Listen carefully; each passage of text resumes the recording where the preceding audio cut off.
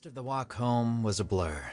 Fynn wearily started up the front steps to his porch, anticipating the solitude of his bedroom, when he felt the hard slap of a gardening glove on the back of his neck. Smoking again already? The familiar admonishment came from the casually clothed matriarch of the house, his mother. You know I don't want to see that. It's fine, Mom. He wasn't about to put out such a new cigarette. Not for her. Fynn Leonard, don't use that tone with me. I won't have you smoking in this house, and you know that. Yeah, whatever. Fynn mumbled. Another drag, another step toward the door. I heard that, my dear. Fynn gritted his teeth, biting down on the filter. Does she have to fuck with me right now? He growled as the front door swooshed open. Jesus, what a time to run into his little brother. He just couldn't win. Mom, Finn's still smoking! Man, the little rat. Can't you shut up? I know, Oscar. His mom replied, ruffling his brother's shaggy hair. Are you planning to start? Oscar shook the hair out of his face, blocked his mom from touching it again by holding his soccer ball on his head, and scowled at his older brother. No, I don't want to be like Fynn. He looks like a girl. Mom laughed, looking at his long, dark hair. Right. Fynn, you really do need to get a haircut. Yeah, I know, Fynn thought. Not even his own home could be a refuge right now. He didn't have time for this. No, I'm not in the mood. He took another puff of his cigarette and started toward his only remaining haven, the hilltop. A solitary retreat of craggy stone, lush boughs, and endless starlight. I come here when I want to think. Fynn recalled of his favorite spot as he walked up the dirt path to the peak and sat on his worn-in patch of unmanicured grass. That doesn't happen often, but it sounds better than saying, I come here to smoke.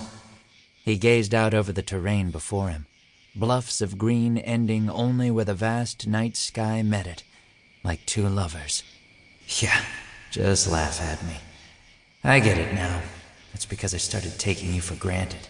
Fynn lit another cigarette and lay back, smoke carrying his drifting thoughts up into the abyss. I'm such a loser. I couldn't get it together, so things didn't work out again. Now I'm alone. Alone under these sparkling stars. Emotion clenched in Finn's throat. He grit his teeth, futilely holding it back. They're up there, together. All of them. Mocking me. Finn's thoughts were interrupted by a sudden rustling sound to the left. Moonlight cast on his face as he turned, wide-eyed in the direction of the sound. There was a bush less than 10 feet away, and behind that bush, a slender pair of black jeans, a plaid flannel jacket, hooded, and from beneath that hood, a shock of blonde hair. Indignation cut across Finn's face. Hey, what's this guy doing at my smoking spot? I want to wallow alone here in my self-pity in peace. Can you please stop smoking?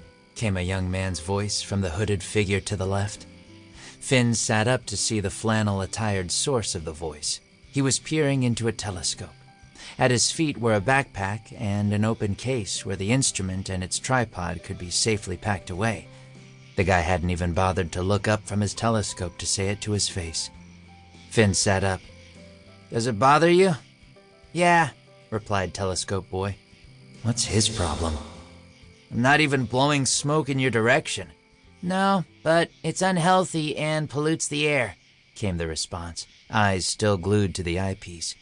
Fynn threw himself back onto the ground, rebelliously returning the cigarette to his lips. First come, first served, so shut up. This is my smoking spot. If you want to stay here, then you'll have to deal with it. Fynn thought he caught a glimpse of the boy's face as his head turned rapidly in his direction, seemingly taken aback at his callous words. Were those glasses? Fynn looked away quickly, back up at the sky, and took another puff. Actually, this place isn't worth it. If he leaves, I can relax here in peace. That's the best possible outcome. This freak can go find a new place to gawk through his telescope, so we both can relax. This place doesn't belong to you, the voice spoke again, once more cutting off Finn's thoughts. Sorry, Fynn replied, biting down on his cigarette, but I'm not leaving. If it bothers you, then you can buzz off. A moment of tension passed, then Telescope Boy exploded.